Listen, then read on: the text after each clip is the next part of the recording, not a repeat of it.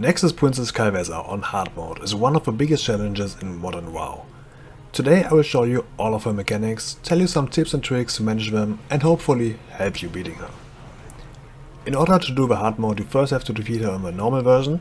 If you are looking for a guide for that, check out the link video in the description and come back after you defeated her.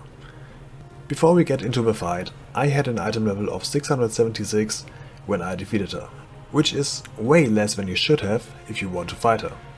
I also had no buff food, flasks or enchantments on most of my items.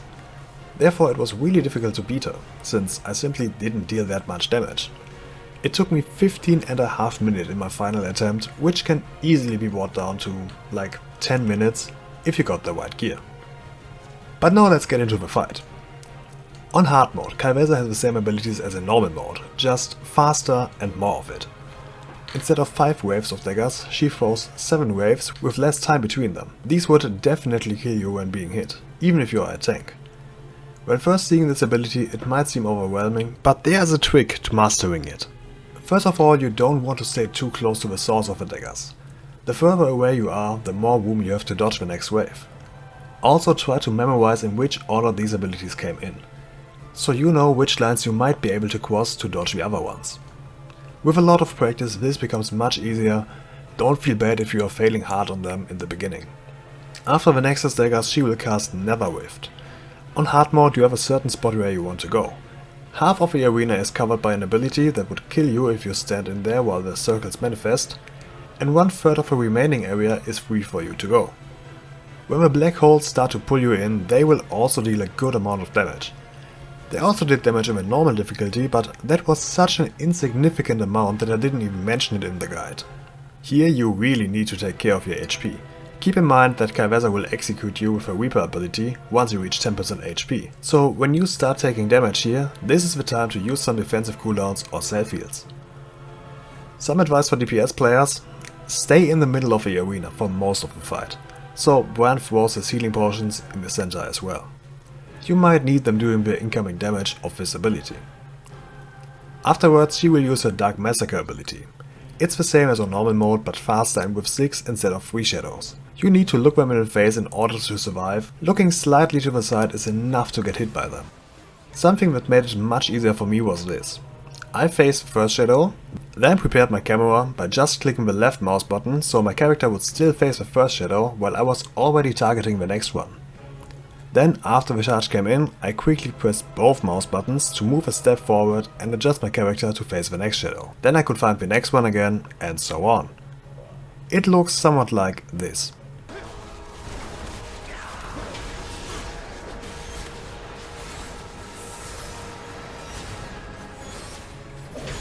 Also there's a maximum of 3 shadows out there at the same time.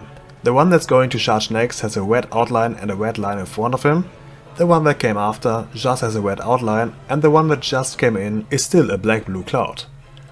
This cloud is very easy to spot, so you should try to keep an eye on it. Also it clearly helps to zoom out as far as possible during this section of a fight, as well as taking a bird's eye view, so you don't have to look around too much and can smoothly prepare your next move. Basically, try to be one step ahead of her here, and you should have no problem. Ky'veza has a set rotation on her abilities.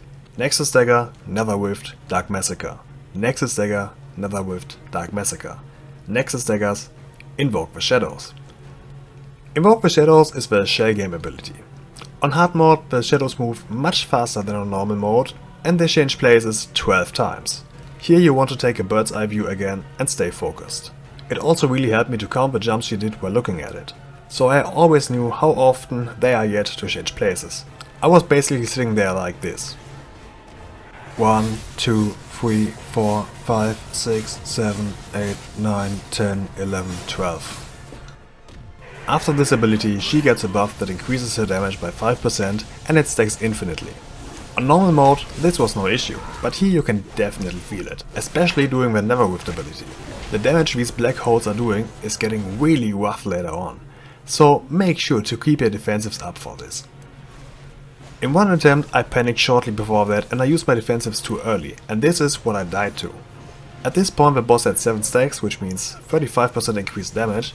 I had no defensives, so each of the 3 rifts did 1.2 million damage per tick, and they all tick 4 times. So that was a total of 14.4 million damage in 4 seconds. Plus auto attacks. Dodging all the abilities clearly is important, but having your cooldowns ready for this is just as important. Speaking of cooldowns, after they invoke the Shadow's ability you have 10 seconds time where she doesn't use any ability. So this is your time to use your offensive cooldowns and deal some good damage to her. The black cloud at the edge of the arena also deals much more damage than in normal mode, so make sure to not accidentally walk in there. Also, the cloud is getting bigger over time, taking more and more space of the arena. This is happening very slowly, so you might not even notice it, but if you compare the first Invoke the Shadows of my one and the last one, 15 minutes in, you can definitely see it. Another thing that helped me personally is this. I changed my transmog to look a bit brighter. With so much going on the screen, this helped me keeping track of my character.